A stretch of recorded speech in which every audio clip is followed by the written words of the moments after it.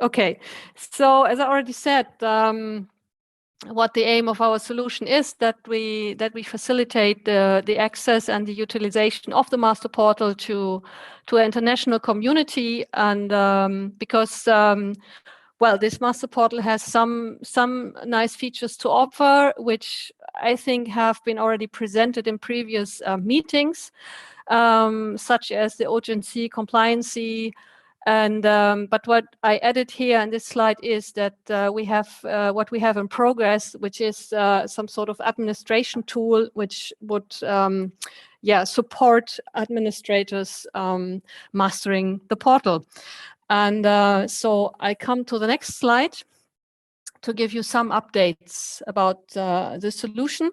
So we have been working on some translations and to have the configuration file in certain languages. And you can see here the green lines are finished and the black ones are still in progress. And regarding the languages, we have English, Italian, and French implemented. Spanish is almost ready, and we are at the moment we are working on the Turkish translation.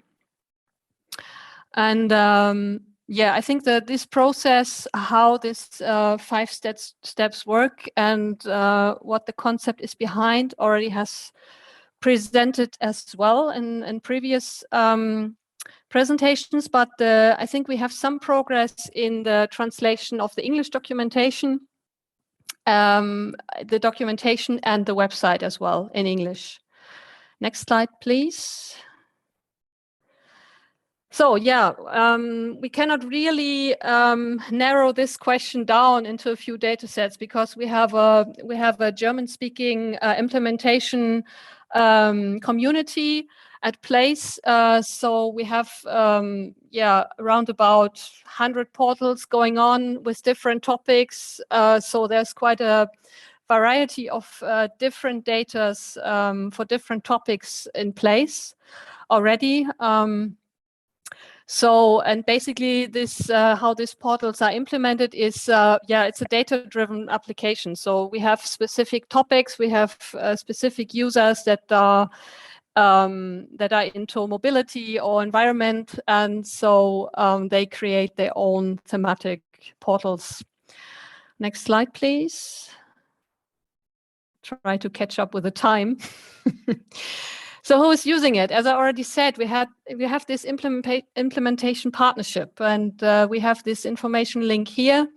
But this is basically a German-speaking partnership. Around 30 cities and municipalities are involved. And what we, coming back to our solution, would like to approach is that we want to bring the benefits of this portal into the international community and try to create an international community that that gives us maybe more user requirements, more inputs in how this portal can be used, new fields of application, but also give us a lot of additional feedback that we can use in order to develop the Masterportal further and also add functionalities and interfaces, all that is needed to make this portal better and to widen the functionalities.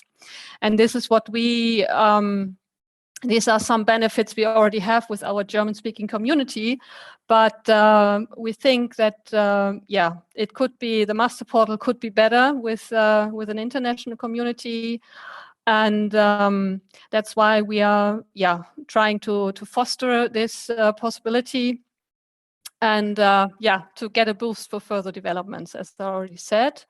Next slide. The question, who is using it and how and what are the expected benefits? I already mentioned some, and the list was already in the first slide what we can offer. But I added to the slide also some obstacles because we already had a workshop last year with our partners from Bradford, Ghent, and Gothenburg. And it showed that this portal can be replicated in a really short time. So it's quite easy and quick to step in. But as nice as it is, there are always some further constraints, and we got some feedback from you, from our colleagues here, that it was a really good idea to try, and the benefits are also be seen. But on the other hand, there are some constraints we have to take into account, and we need to discuss further. And mainly, if I try to group them, it's one thing is that there are already infrastructures in place. There are already spatial data infrastructures. And on the other hand, there's also in each city or municipality some sort of framework agreement for specific software that is already in place and is planned to be used in the future. So it's not only the technical part that decides if the master portal comes in place. There are also some other constraints. And also we got the feedback that some functionalities are missing, and that's we like to welcome also to widen the community to get this feedback. So it's always a trade-off between effort and the benefit to implement the master portal. And this is why we decided to catch up with you guys and to get in touch with you. I think my colleague from Dataport already asked you some questions, and you had some meetings with him in order to decide how to proceed and how maybe a next very short workshop could look like.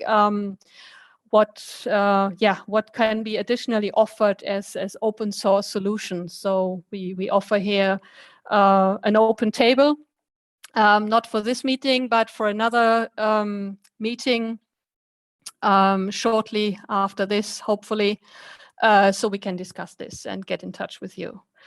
Next slide. So if any questions now or later, not never. And we provided you general information again, so you have all this in one slide available afterwards and also now. So you have the main context. There have been some changes, like myself. I took over from Nicole and from Hannah, and then there's still my colleague Tino, whom I would like to thank you for helping me with the slides and giving me all the information I need that have been happening in this project before I joined. And well, we still have our contact point at Dataport, which is Nicolas now, and for all the people who know Jens, he is still there, but he is stepping back a little bit from this task, and he's now the representative from Nicolas.